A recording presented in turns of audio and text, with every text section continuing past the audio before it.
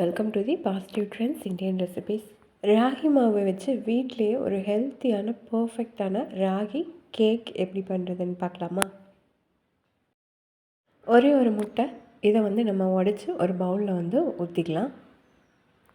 Egg வேண்டான்னா அதுக்கு பதிலாக தயிர் 1 கப் அளவுக்கு ஆட் பண்ணிக்கோங்க. இந்த ஹெல்த்தியான கேக்கை நம்ம ஈவினிங் ஸ்நாக்ஸாக கூட குயிக்காக ரெடி பண்ணிடலாம். ஒரு 25 நிமிஷத்துலேயே இந்த கேக் நம்ம ரெடி சுகரையும் ஏலக்காவையும் 2 ஏலக்காவையும் நான் சுகர் பவுட்ராக நல்லா அடித்து வச்சுருக்கேன். அதை 1 கப் அளவுக்கு சேர்த்திக்கோங்க.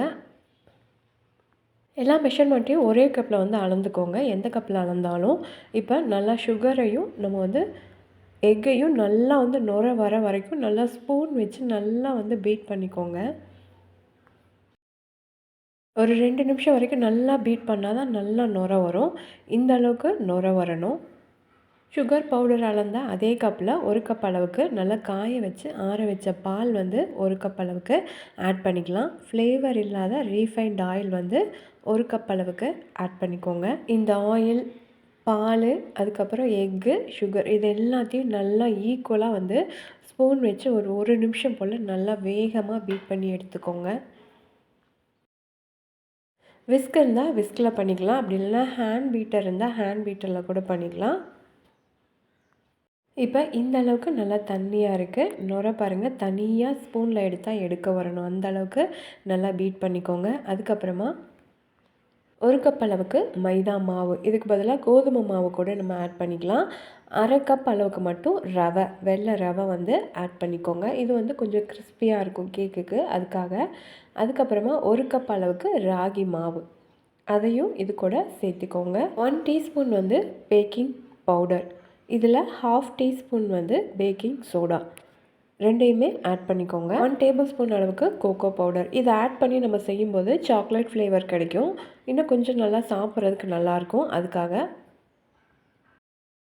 கொஞ்சமாக வெண்ணிலா எசன்ஸ், இது எல்லாத்தையுமே நல்லா சேர்த்ததுக்கப்புறமா நம்ம ஒரு ஸ்பாஞ்சில் வச்சு இது எல்லாத்தையுமே நல்லா ஈக்குவலாக மிக்ஸ் பண்ணிக்கலாம்.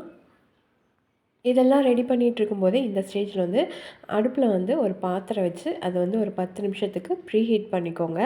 இப்போ இது எல்லாத்தையுமே நல்லா கலந்தாச்சு. இந்த அளவுக்கு, இந்த லிக்யூட் கன்சிஸ்டன்சியில் இந்த அளவுக்கு இருக்கணும். ரொம்ப கெட்டியாகவும் இருக்கக்கூடாது, ரொம்ப தண்ணியாகவும் இருக்கக்கூடாது. இந்த மாதிரி ஒரு கேக் டின் எடுத்திருக்கேன். இதில் ஆயில் ஃப்ளேவர் இல்லாத ரீஃபைண்ட் ஆயில் அப்ளை பண்ணியிருக்கேன். இதுக்கு பதிலாக நெய் கூட அப்ளை பண்ணிக்கலாம்.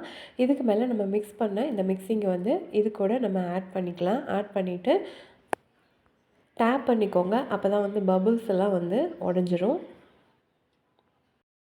ஈவினிங் டைமில் ஒரு டீக்கு கூட இந்த மாதிரி ஒரு கேக் வச்சு சூப்பராக சாப்பிட்லாம். சூப்பராக இருக்கும். இன்றைக்கி கம்மியான குவான்டிட்டியில் பண்ணுறனால இது ஒரு 20லேருந்து 25 நிமிஷத்துலேயே இந்த ராகி கேக் சூப்பராக ரெடி ஆயிரும். நம்ம கொஞ்சம் குவான்டிட்டி அதிகமாக போகும்போது நம்மளுக்கு இன்னும் கொஞ்சம் டைம் அதிகமாகும். ஏற்கனவே ஒரு பாத்திரத்தை ஒரு 10 நிமிஷம் ப்ரீ ஹீட் பண்ணியிருக்கேன். அதுக்குள்ளே வச்சுட்டு நம்ம மூடி போட்டு லோ ஃப்ளேமில் வச்சு ஒரு 20லேருந்து 25 நிமிஷம் வரைக்கும் நம்ம இதை ரெடி பண்ணி எடுத்துக்கலாம். இப்போ இது 25 நிமிஷம் ஆயிடுச்சு. நம்ம எடுத்து பார்த்துடலாம். இதை நம்ம வெந்துருச்சான்னு ஒரு ஸ்டிக் வச்சு நம்ம குத்தி பார்த்துக்கலாம்.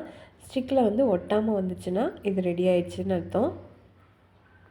இப்போ பர்ஃபெக்டாக குச்சியில் ஒட்டாமல் வந்துடுச்சு. சூப்பராக ரெடி ஆயிடுச்சு ராகி கேக்கு.